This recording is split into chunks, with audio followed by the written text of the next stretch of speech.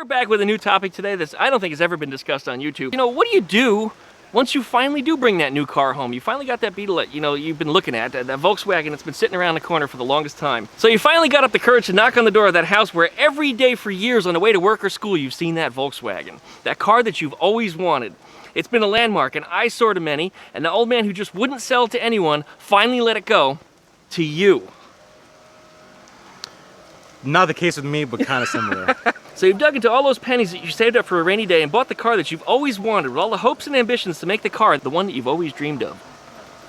But it doesn't run. It doesn't drive.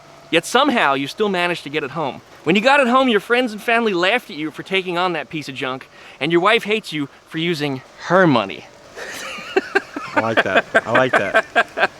Okay, that was my mom in my case. However, none of that has you the least bit discouraged. There's lots of videos out there that tell you how to look over an old Volkswagen before you buy it, but how about after you finally got it home? Where do you begin? What do you do? So the question is, hey Duckman, you're pretty good at proving people wrong.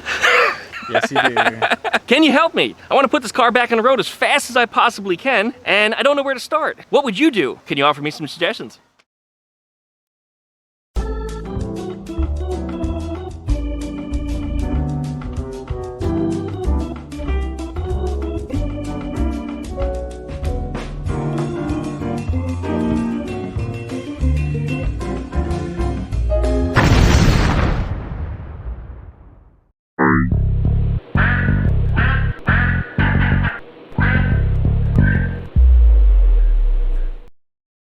Hey, welcome back to the Midday Q&A. I'm your host, the Duckman. Yeah, get one in there.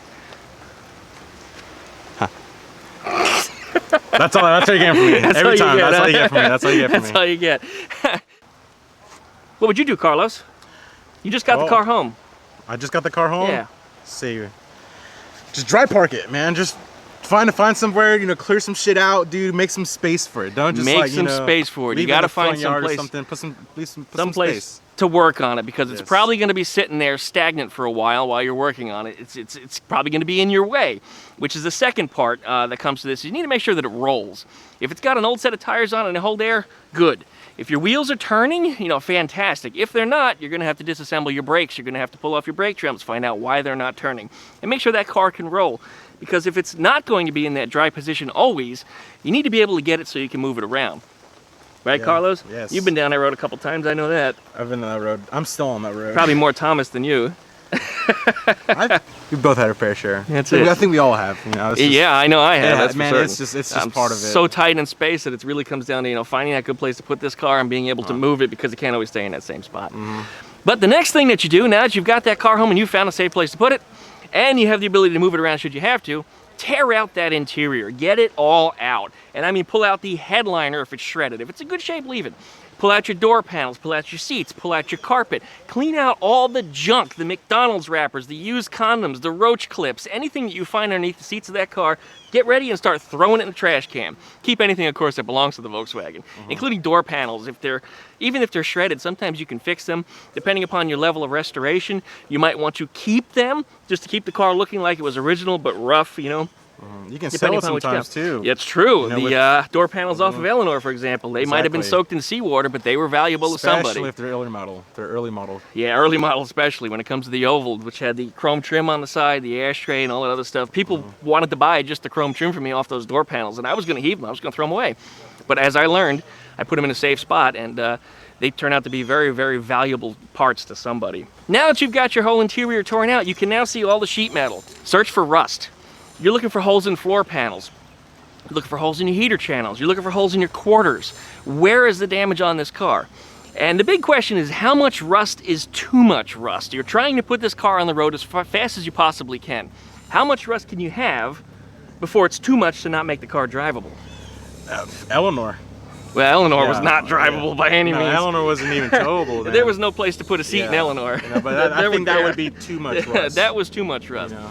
I would define too much rust as any car that's dangerous. Any car that's going to be splashing water in your face while you're driving. That's a problem. If it's just got a hole in the quarter or something like they always do around the C-pillars in the back, or Tommy's car, even where he has no package tray in the back. Yeah. The rain is going to get in through that, but that's not really dangerous unless you're stupid enough to jump down on top of your transmission. If it has a bad pan, just, you know. If it's got a bad pan and your seat has any possibility of going through it, you need to start addressing your pan and start collecting parts for floor pans. Yeah, don't drive it if the floor pan has a, and usually it happens along the driver's side, along the left-hand side. It'll crack right along there and your seat will tip over this way. And it'll start to crack along the corrugation in the floor pans, and that's generally where it'll start tearing in square pieces, and your seat will actually go right through the floor, and that could kill you. So I've never heard of that actually happening to somebody while they're on the road, but I have heard of it happening to people while they're parked. You know, they get that new Volkswagen and sitting in the yard, and their kid runs across the yard and slams the door and boom on the seat, and all of a sudden they disappear below the door because the seat went right through the floor. So how much rust to rust? The answer is, if it's dangerous or if it's going to cause you any type of driving distraction like rain or dirt or something coming into the car, it's too much. You need to address it. And it doesn't mean like lay a piece of carpet over the hole or a piece of duct tape. I mean really cut out the rust and properly weld in a patch. And if you don't know how to do that, you need to have either a professional does it or get a friend that knows what they're doing and take care of that problem next. And now you've got the rust repaired on this car, or at least you've determined that the rust isn't that bad. Replace your brakes. And I don't just mean like okay, one of the cylinders seems like it's stuck. This car has probably been parked for 20, 30, 40 years. How long has it been in that same place? Don't expect those brakes to work. If there's even a drop of brake fluid on anything, something's leaking. Generally, the brake line that starts the master cylinder and runs along the center console all the way to the rear generally has a rust hole in it. They crack, they explode. Yeah, same here. I got all over my pant leg. Dude, me too. Step on the brake. It wasn't leaking. It actually, the brakes worked. Stepped on it, and I actually heard the crack, and it sprayed right up to my knee. All the way up, brake fluid. So replace the brakes, and I mean start with the master cylinder. Make sure you get a proper German one if you really want a really good restoration. The master cylinder is going to work. Get wheel cylinders. Get a new set of drums. Your drums are probably rusted. Get new shoes. And get new lines. The rubber lines and the steel lines, just replace it all. The total cost for everything on that is usually right about 200 bucks. It's not a lot of money. Maybe not, maybe you bought the car for 200 bucks, but think about it. 200 bucks is not that much for the security of knowing that you have brand new working brakes. Replace your brakes, very important. That was the first thing I bought. Now that you know the car is gonna stop, put a battery in it, start testing your electrics. Make sure your lights work, make sure your horn works, check your turn signals, high beam, low beam. And the next thing, turn that key. But only after you make sure that the fluids are in that engine. Make sure it's got oil. Doesn't mean you have to necessarily change the oil, but make sure that there is oil in it, and when you pull that dipstick out, it doesn't look funny, doesn't smell funny, and that's not covered in water. I can't tell you how many times I pulled out a dipstick and it was covered in water. So change that oil, check that oil, or at least make sure it has oil before you finally do try to crank it and try to get the thing started. If you do get it started and it is running and you think you're doing pretty good, the next step you got to do is you got to start collecting parts for your car. Figure out what the car needs. Make sure you get new rubbers for all the windows, because the windows will leak, and if the car leaks, it'll rust. And that's what happens to all Volkswagens. There's so many rubber seals on everything that they usually don't rust because they're junk or they have problems with their paint. The reason why they rust is because people don't replace the seals. You have to upkeep on these cars. You got to replace the window seals, your door seals. Anywhere that there's a rubber seal, replace it. So start collecting window seals especially. Now once you've got all your window seals and you got all the parts to start fixing everything on your car, go ahead and jump on it. If you need a body off restoration because you have some severe rust, this is the time to do it. Pull that body off of there. Once you got that body up there, start preparing it for paint. After you finish all of your welding, everything else, prime it, paint it. Get it off of the lift or whatever you got, put the body back on if you had to do a body off restoration. Yes, you could use rattle can paint if you want to. There are some actually good ones out there. Rust-Oleum, believe it or not. Rust-Oleum. Rust-Oleum is pretty good. You can actually get a hardener for it. You can spray Rust-Oleum in your car, the whole car, for about $20. You can paint your whole car yourself. Yeah, you can get the can or the It doesn't mean it has to be a perfect primo, restoration, beautiful, show-stopping, $20,000 car show paint. But you can get your car on the road as fast as possible in the color that you might like. Mix your own Rust-Oleum, make your own colors out of it. Just make sure that you have enough of it that you don't have to mix it again, because on your second batch it probably won't match your first. It probably won't match. So make sure you have enough to cover the whole car, whatever it is you decide to do. And try to keep any measurements of how much you put in there, just in case you ever did have a problem and you had to blend. Yeah, yeah, you had to blend it. But yeah, rattle can paint is okay also. Rattle can could be a little more expensive. Usually buy a quarter or a gallon can of Rust-Oleum, you'd be better off with that, I think. Now you've got your car painted and you got the body back on and it's looking pretty good. You know it's running, you know you have brakes, you know your electrics work. Put your rubber seals back on. All those rubber seals and all the parts that you collected, seal up everything. Get your windows put back together, put your doors back together, put your seals around the doors, get everything nice and tight. At this point now the car can be uncovered and left outside uncovered without any worries of water intrusion, which means you should be able to keep the rust off of that car for another 40 to 50 years if you take care of it properly. Now that you got all the windows in the car, guess what time it is? Install the interior. That's right. You got to put your interior back in that car. Now, hopefully your interior was in decent shape from before. If it wasn't, hopefully you've collected new seats, new parts, maybe some new carpet. I probably made a mistake here. If you haven't torn your headliner out, you would have been okay putting in the rubber seals. But if you did tear your headliner out, you probably should have put the headliner in before you did the windows, because I forgot that you have to tuck it around the rubber seals. So if you do have to put in a new headliner, make sure you do it before you put in your windows.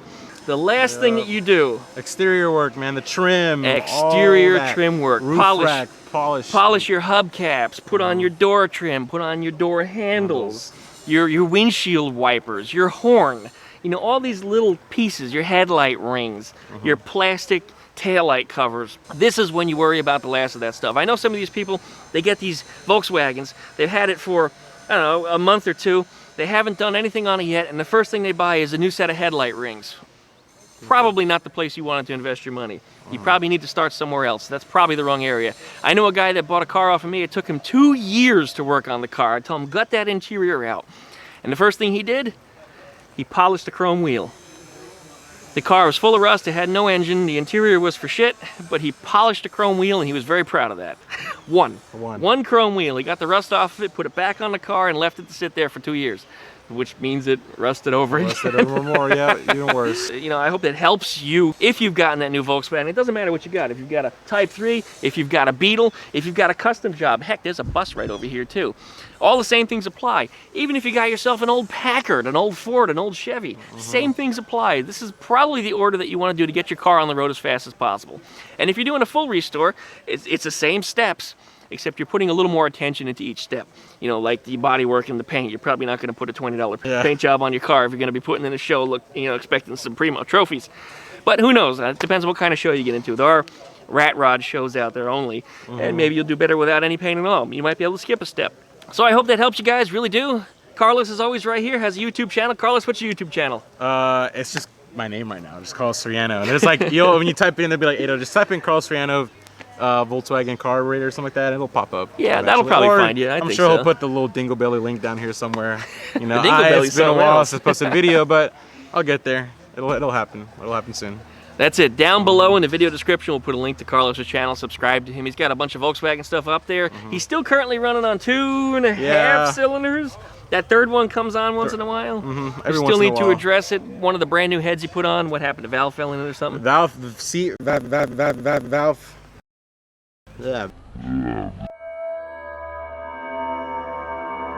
Yeah, valve seat. Just if this was the seat and this was the valve's like right here. Yeah. It's just like it's out. Fell out. It's out of it, dude. It's out. So anyway, his valve isn't seating properly. It's stuck open.